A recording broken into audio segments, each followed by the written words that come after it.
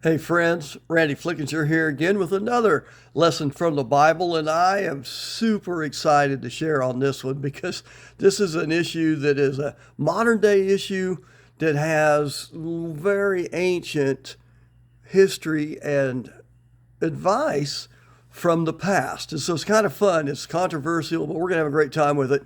Is getting a tattoo a sin? Oh my gosh. You want to start a war? Just ask different age groups of people and see what you get. The answers aren't going to be the same, are they? It's crazy. And tattoos have been around for over 5,000 years.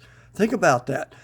5,000 years, but they've picked up a lot of momentum in modern day society for a lot of reasons. There's individuality. We can show who we are. There is all kinds of memorial things that we do. There's ideology that we express. There is beauty. There's adornment. There's all kinds of different reasons for getting tattoos. A lot of opinions as well, like I said. Is it a sin? Let's try to answer that and analyze it a little bit. Full disclosure, I don't have a tattoo. I won't be getting a tattoo. I watch Ink Master, love the show. It's one of my favorites. The artwork is beautiful, it's fantastic, but that's not who I am. And I know that. That's how I was raised, that's how I was taught. I'm okay with that. Same token, I have children, daughter-in-law, grandkids, and cousins. No grandkids, cousins though, who all have tattoos. So I'm not beating anybody up. I'm just here to talk about the issue and give you some thoughts, okay? One of the first things, and where the controversy in Christianity comes from, is a verse in Leviticus. It's verse 19:28. It says, "Do not cut your bodies for the dead or put tattoo marks on yourselves. I am the Lord." That's where it comes from. And for old school Christians, that's where it ends. And that's fine. There's nothing wrong with that opinion. Okay? That's what it says. That's where they drop it and they leave it. But why did he say that? You have to analyze that. I did a little research on the history. Did you know that the tattoos were used to mark slaves, individuals, so that they knew who their master was way back? It also was used to celebrate gods, demons, etc. outside of Christianity. And that was where the problem come in. But the crazy part, listen to the next verse that you never hear read. Isaiah 44 verse 5. Some will say, I belong to the Lord. Others will call themselves by the name of Jacob, who obviously was of God. Still others will, hear this, write on their hand the Lord's, and will take the name of Israel. Did you hear that? That easily is interpreted to be tattoos saying, I'm God's. That goes back to some of that, whose were you, slaves, all that other stuff, who you worshiped, who you served. So now you got two verses that supposedly contradict each other. What is right? Well, kind of comes down, what I believe, to our motivation. Okay, and you're going to say, what? Yeah. What is your motivation behind what we do? Pretty simple if we think about that. First thing, for younger listeners especially, how many tattoos are done out of rebellion against our parents?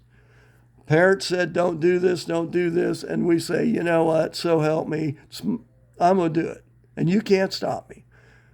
Is that a valid, good motivation to do it?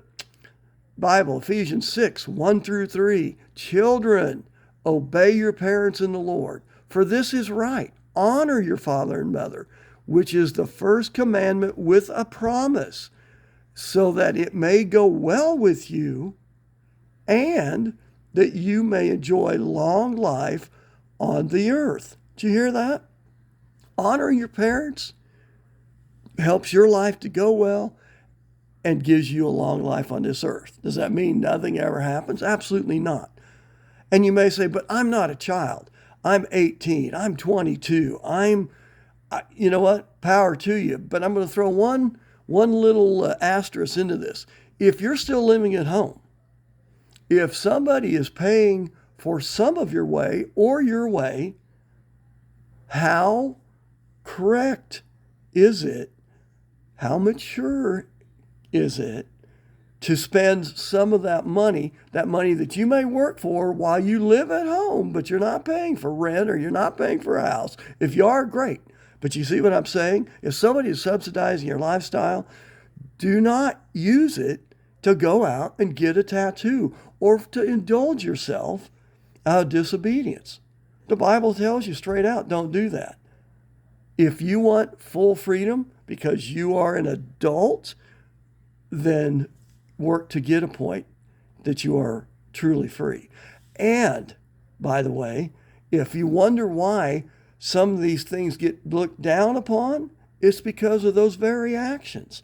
If somebody is subsidizing your life and you're turning around and using it for the wrong things, in their eyes and God's, it's not going to go well. You know, my Sunday school class took up a collection one time for a family. They were having a tough time. They were down. They needed all kinds of help. We raised over $900 in one class, just passing the hat around. Gave it to them. After Sunday school, one of my classmates and one of my best friends saw that same family, the husband of that family, in the local Quick Trip buying over $200 worth of lottery tickets because he was going to win. How do you think that would go over with those who gave? I understand I could get into a whole world here, but the point I'm making is rebellion isn't a good reason to get a tattoo. Number two, the beauty. Oh my gosh. Like I shared, I love Ink Master. Unbelievable artist, unbelievable work, fantastic stuff. But what's the Bible say? We have a lot of ways of beautifying ourselves. Makeup, hairstyles, clothing, jewelry. What's the Bible say? 1 Peter 3:3-4, your beauty should not come from outward adornment, such as elaborate hairstyles and the wearing of gold jewelry or fine clothes. We would argue that now, but listen up.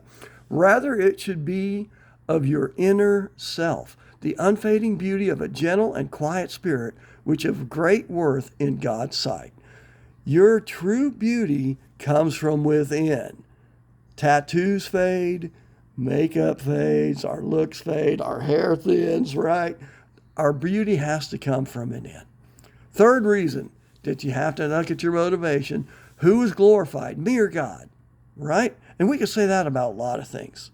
Am I doing these videos for God or for me? Well, I'll tell you right up front, it's for God, because I've come to realize what I do for me is going to fade. It means nothing. It's about Him that's important, okay? And what He says is, so whether you eat or drink or whatever you do, do it all for the glory of God. That's 1 Corinthians 10:31. It's pretty simple. He wants us to glorify God in all that we do, okay? And one more verse, I'll throw that, 2 Corinthians 5:20. We are therefore Christ's ambassadors, as though God were making His appeal through us. We implore you on Christ's behalf, be reconciled to God. You and I represent Christianity. If we say we're a believer, how we live, what we do is a direct reflection on God. And He's telling us, I need you to represent me well. So if your motivation's for you, stop and check yourself a little bit.